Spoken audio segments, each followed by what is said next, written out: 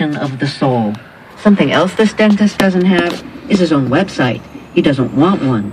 But someone impersonating him starts a site as well as a Twitter account, which he uses to proselytize for a religion that sounds ancient, but that no one's ever heard of.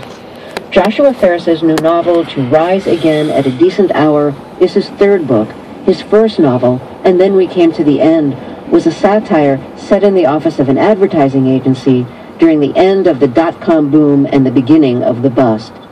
In a review of the new novel, Lauren Groff wrote in the New York Times Book Review, Ferris is as brave and adept as any writer out there.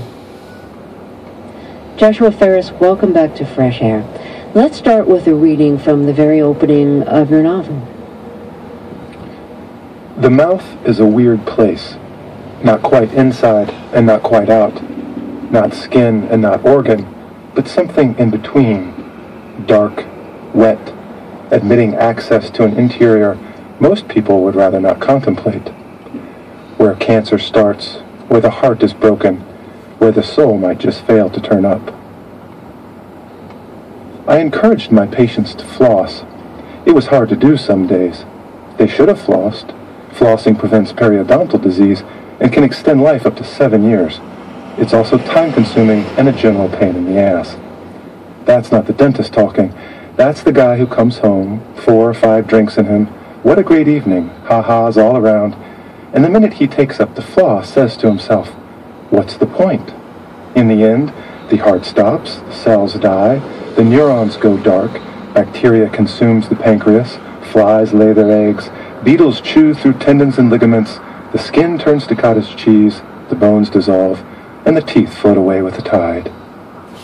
But then someone who never flossed a day in his life would come in, the picture of inconceivable self-neglect and unnecessary pain, rotted teeth, swollen gums, a live wire of infection running from enamel to nerve, and what I called hope, what I called courage, above all what I called defiance, again rose up in me, and I would go around the next day or two saying to all my patients, you must floss, please floss. Flossing makes all the difference.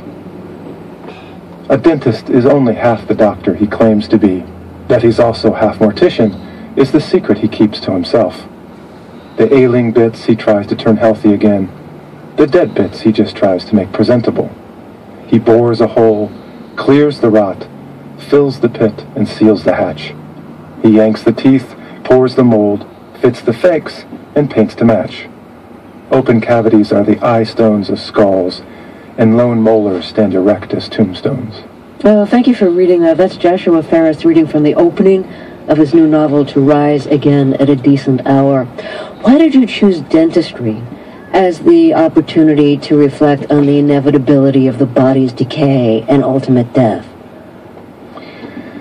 Well, I guess it started when I was probably 22, 23, and I went to the dentist, and I said, what is going on with my mouth? I had a gum problem that would seem to be the result of typhus or, the prick of a needle on a beach somewhere. And the woman just looked up at me and said, the dental hygienist, she said, son, do you floss?